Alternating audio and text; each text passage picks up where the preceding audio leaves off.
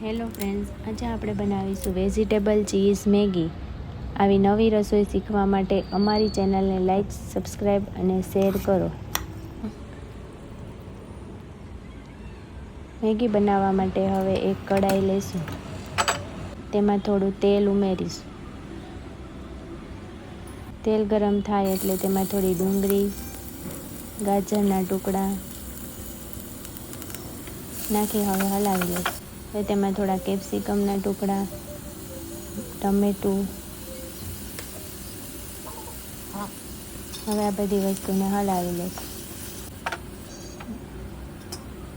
હવે તેમાં થોડી હળદર, ચટણી, ધાણા જીરું અને મીઠું ઉમેરી તેને હલાવી લઈશું. હવે તેમાં થોડું પાણી ઉમેરીશું અને હલાવી લઈશું. હવે તેમાં મેગી ઉમેરીશું. હવે તેને ઢાંકણ ઢાંકીને 10 મિનિટ સુધી થવા દઈશું. હવે તેમાં થોડો મેગી મસાલો ઉમેરીશું.